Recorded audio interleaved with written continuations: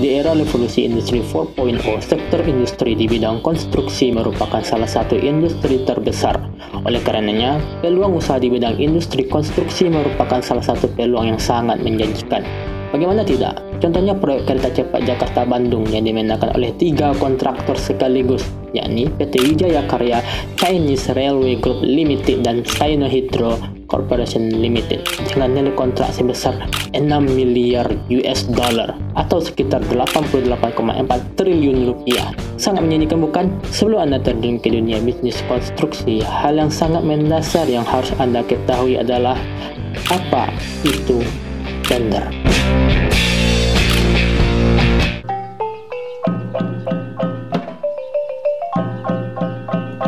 Assalamualaikum mudah saudanya, kembali lagi di Jalan Sinyal.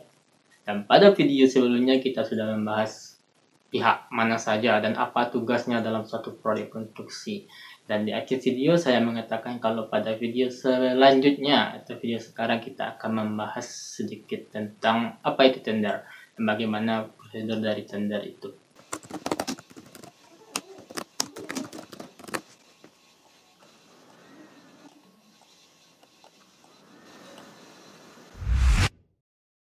Dan untuk pada materi kali ini tentang tender, sebenarnya kami tidak pernah mempelajarinya di bangku kuliah dan materi tentang tender ini tidak ada dalam kurikulum kami. Jadi untuk materi tentang tender ini saya full dari searching Google dan juga melihat YouTube. Paling enggak kulit luar dari masalah tender ini dapat saya sampaikan kepada teman-teman semua dan dapat menambah wawasan teman-teman. So ya, ini videonya.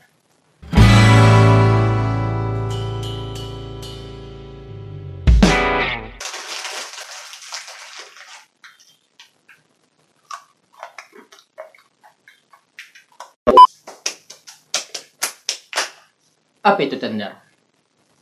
Tender merupakan platform atau aplikasi yang mempertemukan antara seorang bujangan dan seorang gadis yang mencari jodoh melalui aplikasi ini.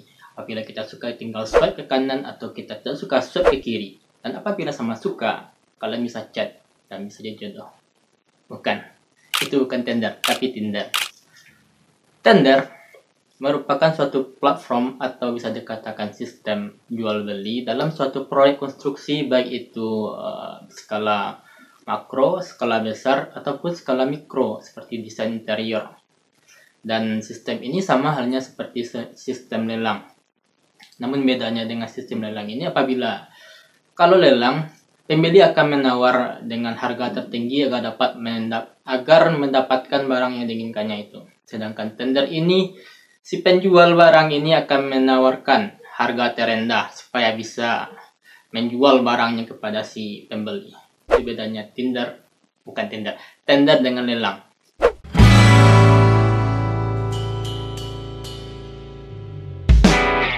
Siapa yang melakukan tender ini? Sebenarnya siapa saja bisa melakukan tender ini. Barang siapa yang ingin mempunyai dana dan menginginkan suatu proyek konstruksi, dia bisa melakukan tender. Tapi kebanyakan karena tender ini kebanyakan digunakan dalam proyek skala besar, maka yang sering menggunakan tender ini adalah pemerintah. Yang mana dalam masalah tender ini dilakukan oleh suatu lembaga non-kementerian yang bernama LKPP atau Lembaga Kebijakan Pengadaan Barang dan Jasa Pemerintah.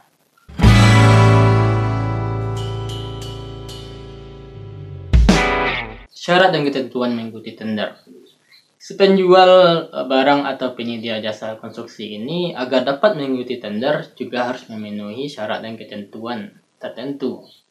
Yang pertama, kita harus mempunyai perusahaan terlebih dahulu karena tender ini nggak bisa diikuti oleh perorangan. Minimal kita harus memiliki CV, yang mana CV ini juga harus melengkapi dokumen-dokumen perusahaan, yaitu akta perusahaan, surat izin perdagangan, surat izin usaha perdagangan, dan ada namanya tanda WP APHP atau lebih sederhananya akun tender yang kita daftarkan dapatkan setelah mendaftarkan CV ini kepada LKPP setempat.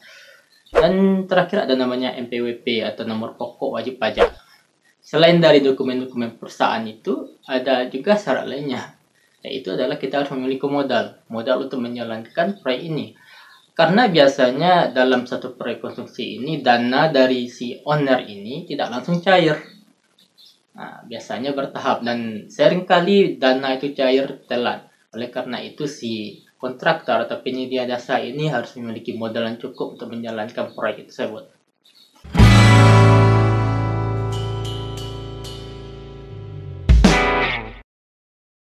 Lalu bagaimana prosedur pengajuan tender ini? Sebenarnya tender ini terbagi di dua, ada namanya tender biasa dan juga ada nama tender cepat. Dan tender cepat ini merupakan tender yang diselenggarakan oleh sistem informatika kinerja penyedia barang dan jasa pemerintah atau disingkat dengan SIKAP.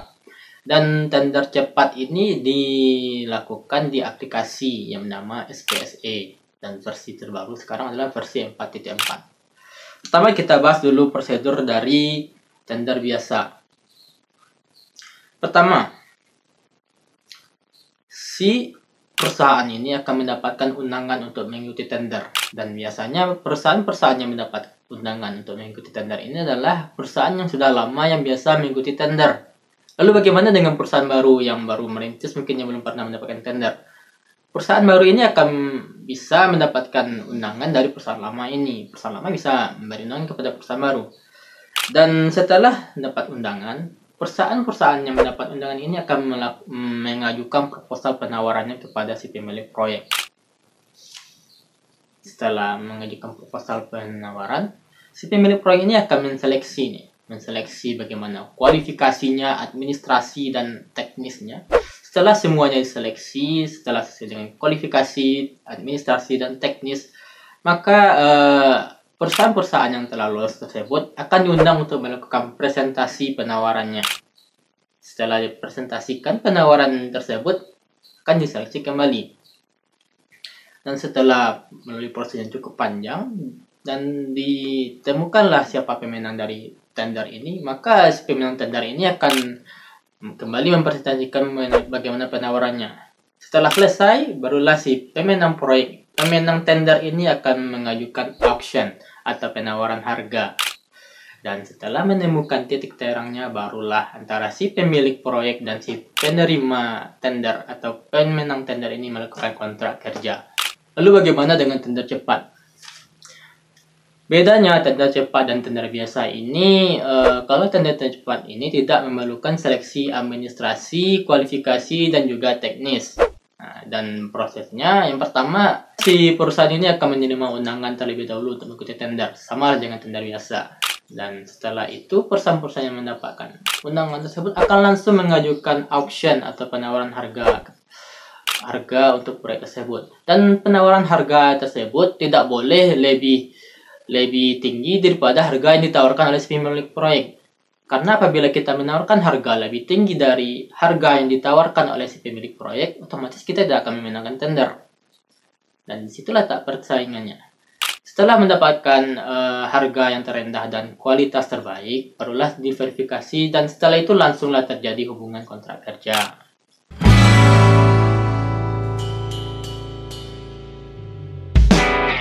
Lalu pertanyaannya, dari mana si pemenang tender ini mendapatkan keuntungan dari proyek tersebut?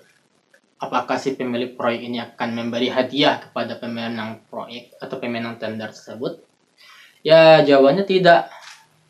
Keuntungan yang didapat perusahaan ini ya sama dengan keuntungan jual beli. Keuntungan tersebut didapatkan dari selisih modal dan harga jual. Agar perusahaan ini mendapatkan keuntungan sebanyak-banyaknya, perusahaan ini harus mendapatkan barang dengan harga yang jauh dari bawah pasar. Harga yang jauh dari harga pasar. Contohnya begini, dalam satu proyek konstruksi memerlukan 1000 sak semen, sedangkan harga satu sak semen itu 50.000 misalnya. Dan si perusahaan ini mendapatkan harga satu sak semen ini dengan harga 45.000. Didapatkanlah keuntungan satu sak semen tersebut 5.000, dikalikanlah dengan 1.000, dapat 5 juta.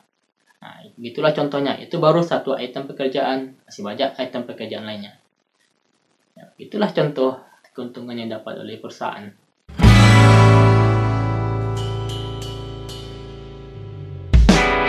Dan tadi kita sudah sharing menyebutkan proyek. Dan konon katanya agar proyek ini berjalan lancar, agar proyek konstruksi ini bertahan lama dan kuat, kokoh, diperlukanlah tumbal proyek. Sebenarnya dalam ilmu teknik sipil, apakah tumbal proyek ini beneran ada? Apakah tumbal proyek ini beneran mempengaruhi kekuatan struktur? Dan saya rasa pembahasannya cukup panjang dan memerlukan video tersendiri. Jadi pembahasan tentang tumbal proyek ini akan kita bahas di video berikutnya. So ya, itulah pembahasan sedikit tentang tender. Semoga penjelasan pada kali ini dapat mudah dimengerti dan menambah wawasan teman-teman semua. Dan jangan lupa like, comment, share, dan subscribe. Adios.